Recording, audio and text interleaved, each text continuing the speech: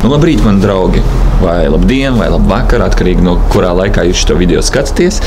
Šis video ir pavisam īss, bet es domāju, jums būs interesanti. Es te no rīta pamodos, izgāju no mājas ārā un pamanīju vienu tādu interesantu lietu.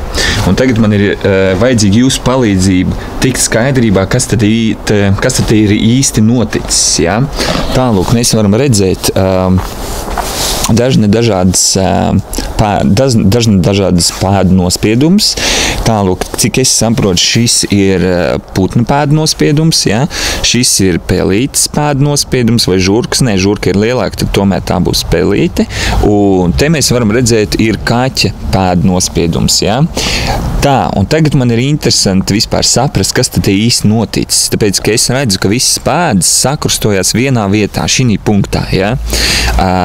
Es nezinu, kurā virzienā virzījās pelīte, bet es noprotu, ka viņa nāca no tās puses, jā, nāca, un te viņas pēdas pazuda. Te viņas kaut kur pazuda, ja?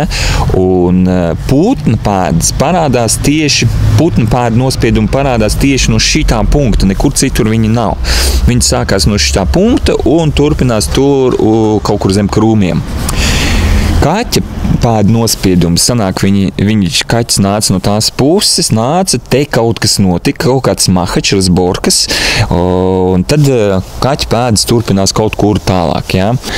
Vai kaķis paspēja noķert putnu, pelīti, vai putns noķēra kaķi, vai pelīti noķēra putnu un kaķi un aizskrēja prom. Man tagad interesanti, lūdzu ierakstiet komentā, ko jūs domājat, kas te īsti ir noticis. Dikti interesanti, kas te pa nakti noticis par uz burkām, ja? Kaut kāds tāds pavisam īs, pirmais šī gada vlodziņš.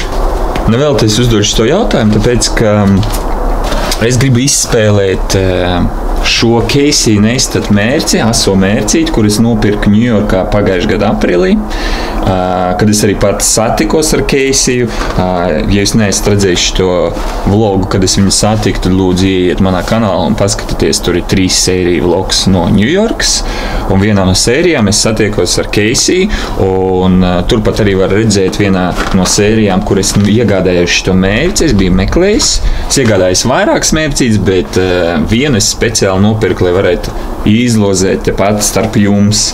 Tāpēc tie, kuri grib vinēt šo mērcīti, lūdzu rakstiet oriģinālus un interesants, varbūt pat smieklīgus komentus, un tad es vienkārši palasīšu, izvēlēšos labāko, kurš man visvairāk patika, un, protams, nosūtīšu vai personīgi atdošu šo mērcīti jums. Paldies, ka skatījāties, un es gaidu atbildes no jums. Čau!